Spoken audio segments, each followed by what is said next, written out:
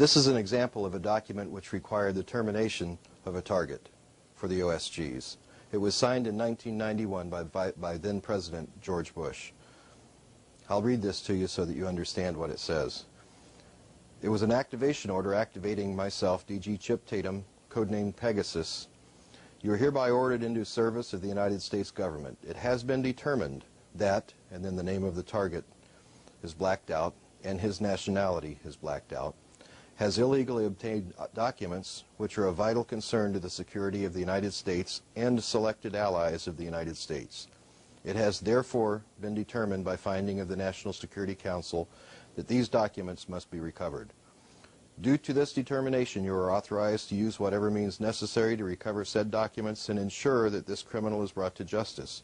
You are authorized to exceed existing regulations and FTMs to accomplish this mission. If loss of life occurs as a result of the performance of your duties, you shall be exempt and protected from prosecution. Can you explain what's going on there? Sure. This particular person had some documents in his possession that could implicate some of the leaders of this country in illegal activities. That's what it came down to.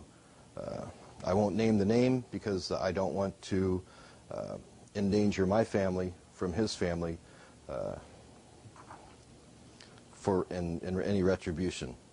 To say that we can exceed existing field training manuals and existing regulations simply means that we can shoot to kill. If I do decide that I need to shoot to kill, the last paragraph that states that you shall be exempt from prosecution and means that the United States will exempt me from prosecution under Rule 12.3 of the Federal Code, and protected from prosecution implies that the world courts or other countries, I will be protected from them if they decide to try to prosecute. Okay. Why are you releasing this document now? Why is it coming out? I think that the American people need to know the level of what they're dealing with. I think they need to know exactly what to expect. This termination order, because it involved a foreign national, I accepted. If it were for an American national, I would not accept, but there are those in the OSGs that would accept that, and let me explain to you why. OSG members aren't necessarily United States government personnel. We had intelligence officers from Danish intelligence, Turkish intelligence, the Mossad, British intelligence, and other countries. For $25,000 to $50,000 per mission, you can bet that they'll terminate or they'll neutralize whoever they're ordered to do. So as you've just seen in the document that you've just viewed, the OSGs were tasked with neutralizations around the world. Who we neutralized became more and more bizarre as time went on. And I think it's important for you to understand a modus operandi, an MO, that I started noticing with Mr. Bush. When he ran for president in 1988, we received an order to neutralize, now this doesn't mean to assassinate, but to neutralize one person who was gaining favor in the voters' eyes. That man is Gary Hart. Because it was an American citizen, I refused to do it. However, there were others who did not refuse to do that.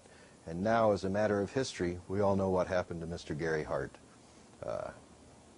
He was effectively neutralized by the OSG providing a woman and taping that rendezvous.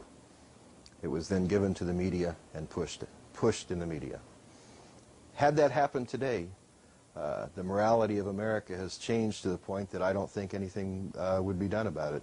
But then it was still a vital issue to America. That's my opinion. You may not agree with that, but it's an opinion that's bolstered by an election that just happened.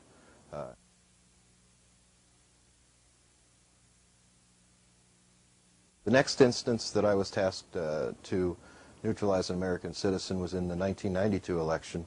I was asked to neutralize a candidate for a third party. This candidate was gaining favor in the voters' eyes. He was growing fast, and he's a person most of us know. His name is Atros Perot. These young people could cause the American people to regain confidence in their government overnight if they would put this in place, right?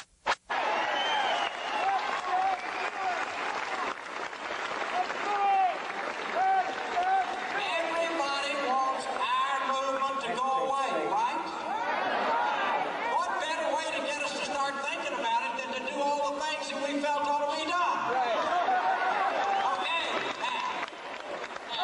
now, God bless you both, and I'm dead serious. I'm going to give you a number where you can reach me 24 hours a day, and if anybody starts to pull your chain, you tell them they better be in a deep bunker when we get there.